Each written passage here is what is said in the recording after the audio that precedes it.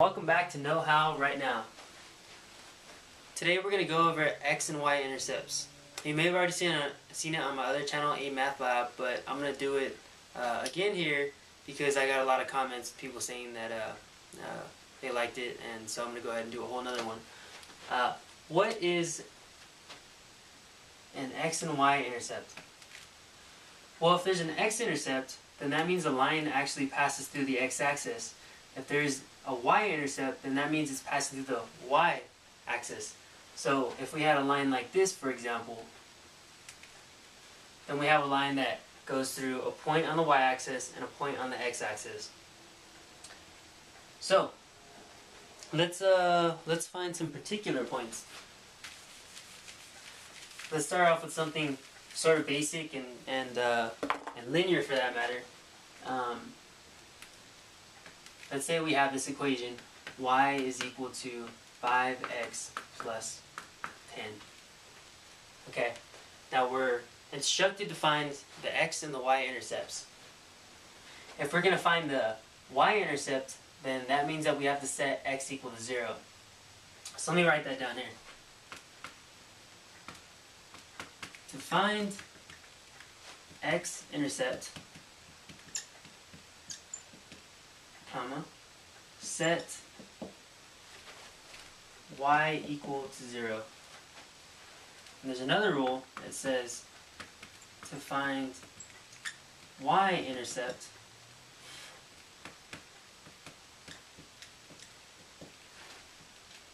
then set x equal to 0. So it's really sort of opposite. If you want to find the x-intercept, you set y equal to 0. If you want to find the y-intercept, you set x equal to 0. It's good to remember. So let's say we want to find the x-intercept. Well, if we want to find the x-intercept, well then we have to set y equal to 0. So in other words, this y right here is now 0. 0 is equal to 5x plus 10. So now we need to solve for x, right, in order to find the x-intercept. So I'm going to subtract 10 from both sides. And so we have minus 10 is equal to 5x. Now I got to divide by 5, right, in order to solve for x. Divide by 5 on both sides. And then we have negative 2 is equal to x. So here on this line we have at x is equal to negative 2, negative 1, negative 2. We have a place where a line passes through the x-axis. Now let's find if there's a y-axis. A y-intercept. Here it is. Okay, so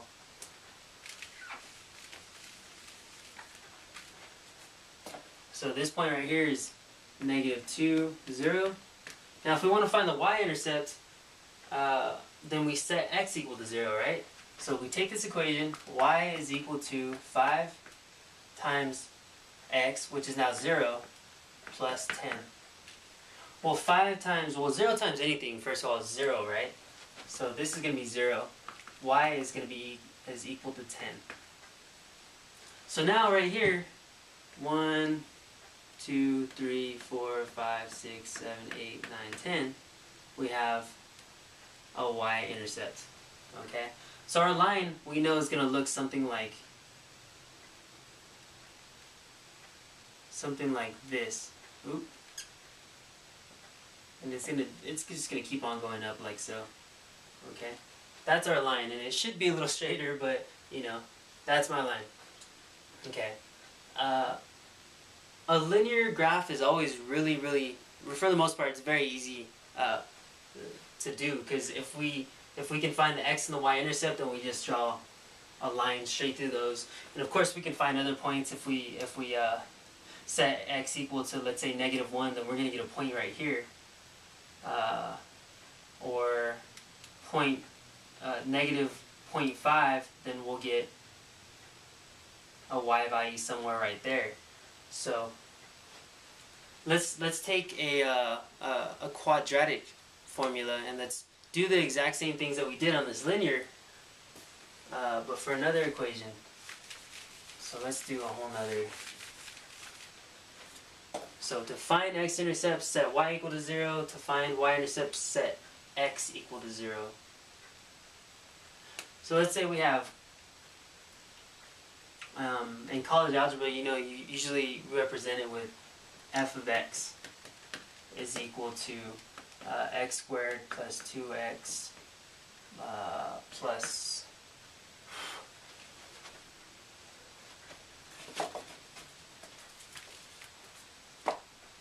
minus 15. I made it nice and clean. Chances are you're gonna run into some that aren't very clean, and it's tedious, but just stick with it. As long as you know that you're doing this right, and you handle all your little algebra techniques correctly, then you're gonna get your x and your y intercept. So f of x is really equal to y, right? In college algebra, it's easy to write it this way, because if you're actually solving for y at a certain point, then you would say f of, let's say you're gonna solve it for x's that are equal to 1, or your x is equal to 1. Then you put 1 in right here, 1 in right here. But since f of x is equal to y, I'm just gonna continue with y. It's the same thing. Okay, so now let's say we want to find our y-intercept. Well, then we're going to set x equal to 0. Y is equal to 0 squared plus 2 times 0 minus 15. So everywhere that there is an x, now I place a 0.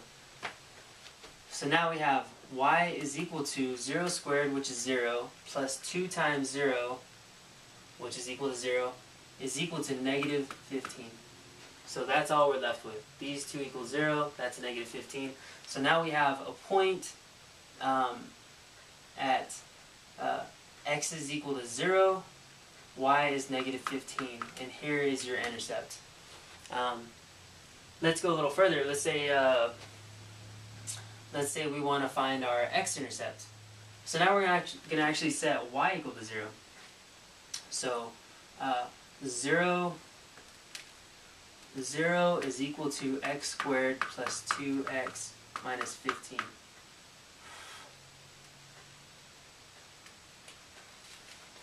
Now, I don't know, by this time you should know a little bit about factoring. I'm going to go ahead and erase this. I'm going to go ahead and factor by grouping.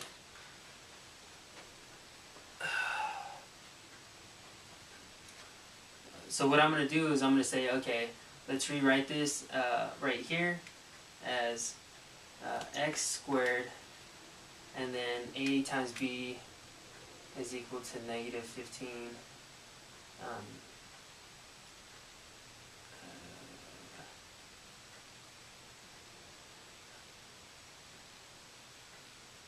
So we have, I'm going to rewrite this negative 3x plus 5x minus 15 is equal to 0. Now we're factoring by grouping. We don't have to do this. We can complete the square, we can do the quadratic formula, or we can just guess. Guessing is sometimes easier, and in this case it is, I think. That way you don't have to use the a times b method and all that stuff. So now we can say,